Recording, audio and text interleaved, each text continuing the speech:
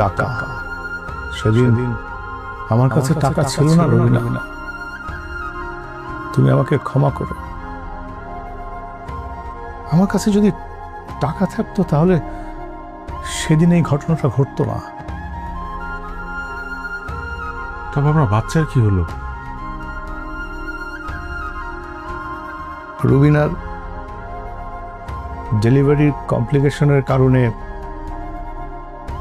আমার সন্তানের ক্ষতি হয়, তারপরও সে জন্ম নেয়। প্রথম দিকে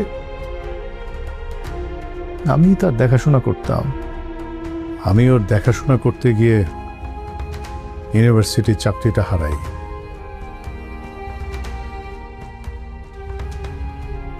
দারিদ্র্যের চরম সীমানায় পৌঁছে যাই। এরপরে আমার কাছে ওকে রাখা সম্ভব হয়নি, আমি ওর নানির কাছে দিয়ে আসি।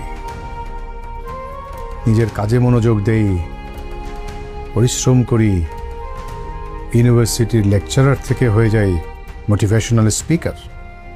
এসব বলে আপনি কি বোঝাতে চাচ্ছেন? বোঝাতে চাচ্ছি, বোঝাতে চাচ্ছেন যে এই পৃথিবীতে আপনার চাইতে অসুখী মানুষ আর একটাও নাই। হোয়াট?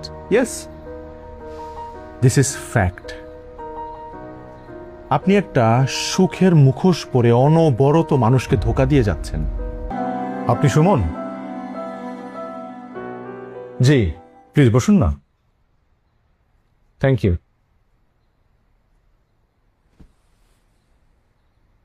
শামীম আমাকে আপনার কথা বলেছে। শামীম আমার এলাকার ছোট ভাই। আপনি ডিপ্রেশনে আছেন? না, আমি প্রচন্ড ডিপ্রেশনে আছি। শোনেন, ডিপ্রেশন হলো জীবন নিয়ে হতাশা। জীবন নিয়ে হতাশ হওয়া যাবে না, চিয়ার আপ থাকতে হবে, আনন্দে থাকতে হবে, আত্মবিশ্বাস লাগবে। আর হারিয়ে যাওয়া আত্মবিশ্বাস ফিরিয়ে আনাই আমাদের কাজ, স্পিকারদের কাজ।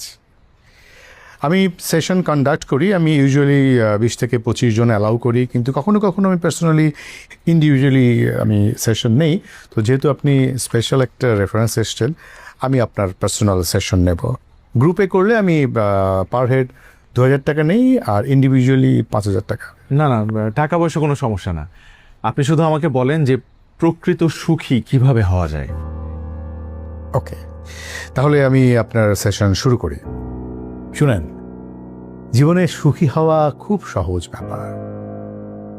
সুখ হচ্ছে ওই বিষয় যেটা আপনার